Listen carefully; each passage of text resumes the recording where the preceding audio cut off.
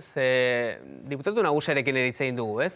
Ze udaleku egongo dira eta zeinez. Badirudi udaleku irekiak egongo direla, egun pasako horiek egongo direla, itxura hori dauka. Beste modu baten egingo dira, 10 aurre artekoak izango dira, talde txikiagoetan egingo dira, baina badirudi Jaurlaritzak ere zirriborro bat badaukala, udaleku itxiak edo gaua pasatzeko horiek ere egon ote litezkeen, horren inguruan ere, balago jakin nahi bat posible dela ematen duelako. Edozein kasutan, udaleku irekiak behintzat, 3. fase honetan, dagoeneko baimendu ditu Espainiako gobernuak. Eta galdetu nahi genuke nola ari diren prestatzen udalekuak, normalean udaleku horien bueltan lan egiten duten profesional guztiak. Maite Asensio, Urtsintxako koordinatzailea, egunon.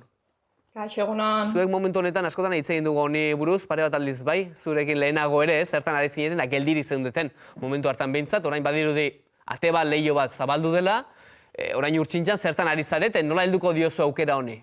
Helduko diozu ala ez, hori da lehenengo aldera? Egia esan orain arte geldik egon gea, eta aste honetan jaso dugu lehenengo berria, gure bezero dian udaleetatikan, udaletxe batek behintzat udalekoak ingo ditula. Orduan, aste honetako kontuak dira, eta momentu honetan forma ematen hasi gea udaleko horiei, aurretikan protokolo moduko bat sortuta genulako, baina orain ja ekintza zehatzetan eta sartu behar daukagulako. Eta udaleko irekiekin ari zarete, ez udaleko itxiekin, gaua pasatzekoekin, ez, ala horiekin ere bai? Ez guk udaleko irekikin bakarrekin godegu lana uda honetan, guk badauzkagu gure udaleku itxiak guk antolatzen ditugunak eta Euskal Herriko haur guztiak parte hartzen dutenak, baina aterpe bateko erabileran bete behar dien protokoloak ikusita, iruditu zitzaigun udaleku itxi batzuk egiteko zailtasun asko sortzen zitula eta benetan udaleku hoien zentzuan neurri baten galdu egiten zala eta horregatik erabaki genuen udaleku itxiak oso garbi eduki genuen ia hasieratikan bertan bera utziko genitula. Udaleku irekiak hortaz, zuen nolabait ere zerbitzu hori eskaintzen diezu, antolakuntza zerbitzu hori udalerriei edo erakundeei, dagoeneko eskariak badituzue eta presa sartzen ari zaiz, norbaitek presaz esaten dizue, bai, antolatu ezazue aldan azkarrena, hau egingo data. Bai, hoixe da. Orain arte ezezkoa esan zuten batzuk ere momentu honetan zalantzan jarri dira. Orduan, ez dakit gu ekaina hasieran beti otegea ja hautaketa guztia eginda, haurtaldeak osatuta, gurasoekin bilerak egiten, eta momentu honetan daukagu guzti hori egin gabe. Orduan, egia esan berria irakurri genunen oso pozik jarri ginen, baina aldi beren, oaintxe bertan ikuste dugu ekainenero modun ibili beharko dugula dena antolatzeko, ze 3 hilabetetako lana hilabete baten egin beharko dugu. Hala ere, udaletxe batekin ja bagabiltza udalekoak antolatzen, eta beste pare bat ere ja zalantzan. Gertatzen dena da, guraso asko ezezkoa esan zaie udaletxe horietatikan, eta izen ematea eginda zegoen, dirua bueltatu da, eta orain hor sortu da pixka bat zurrunbilo bat, ez dakigu udalek zerabaki hartuko dute, baina hor berriro hasieratikan hasi beharko da lanean. Eta zuen aldetik uztailaren batean esaterako, uztaileko lehenengo egunetan, ja, asteko preste egongo zinatekete, naiz eta aurretiaz egin izan dituzuen lanak, oraindik, behintzat, erabat egiteko asterik izan ez duzuen.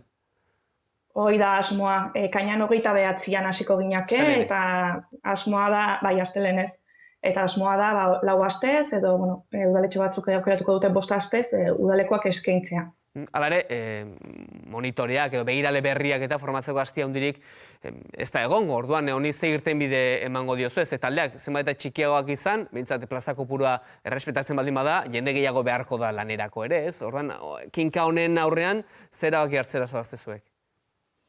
Bidagu, oain ekainen oten ginen, astebururo formazio horiek eskaintzen begirale desberdinei, eta oraintxe bertan, oraindik ez dakigunez ez zenbat ez hitzaile beharko ditugun, hautaketa prozesua oso hasieran dago, orduan, ikuste dugu larri biliko gehala, baina formazio eman beharra daukagula, eta batez ere, aurtengo egoera, segurtasun neurriak eta protokolo horiek nola bete horri buruz formatzea oso garrantzitsua dela iruditzen zaigu, orduan, azken egunetan ibiliko gea formatzen. Udalekoa ekainan 29an aste balin bada, aste bete lehenago hasiko dira formazioak, eta hori beharrezko ikusten dugu, orduan, beste epe batzutan, baina egingo dugu.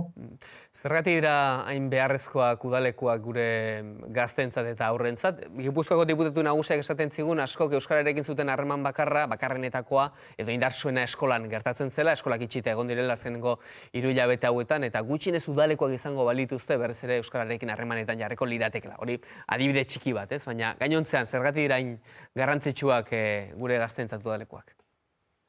Udalekuak eta orokorrean hezkuntza ez formala oso egokia da haurren garapenerako. Azkenen haurren garapenean eragiteko dinamika asko sortzen dialako. Bestalde, sozializazioako, haurran autonomia lantzeko, ingurumena. Azkenen, guk udaleku batzuk sortzen ditugunen, edo aisialdiko beste egitasmo bat sortzen dugunen, helburu batzuk jartzen ditugu eta helburu horiek betetzeko sortzen ditugu ekintza desberdinak. Eta beti gaude begira, balore eta helburu batzuk betetzeko. Orduan, programa izaten da oso egokia, bakoitzak nahi ditun gauzak betetzeko. Euskarana adibidez, gure helburu nagusia izaten da, egiten ditugun ekintza guztietan. Urten zehar bai egiten dugu, eta momentu honetan gu ere martxoan, bai ikastetxetan, bai kaleetan eta parketan egiten ari ginen dinamika guztiak bertan bera gelditu dira, eta orduan gure hartzaileak gelditu dira, gauza horiek jaso gabe. Orduan, aurten udalekuak izango dira inoiz, baino garrantzitsuak alde hortatik bai, ez? Hilabete batzu da mazkitelako horrelako ekintzak egiteko aukerarik gabe, baina berez, aisialdiak edo heziketa ez formalak haurren garapenean eragiteko aukera pila bat ematen ditu, eta benetan oso egokia izaten da. Hezitzaileekin edukitzen duten harremana ere oso gertukoa izaten da, ez da eskola formalan sortzen den harremana, beste harreman bat da, eredu oso onak izaten dira hezitzaileak, eta guretzako oso garrantzitsua da horregatikan oso hezitzaileak ondo formatzea eta kontziente izatea bereiek egiten duten guzti horrek eragin bat izango dula aurrenkan eta nerabengan. Zalantzari gabe, ikusi besterik ez dago, ez? Udalekuak bukatzen direnean, joaten direnean ere bai, baina bukatzen direnean nolako irriparrarekin etortzen diren etxera aurrak. Uste dut elkarrezketa honetan 8-9 minutu kendu dizkizuala, esan diezu lanez lepo zabiltzatela, beraz ez dizut denbora gehiago kenduko Maite. Eskerrik asko eta hurrengo bat arte, izango dugu elkarren berri. Eskerrik asko zuei.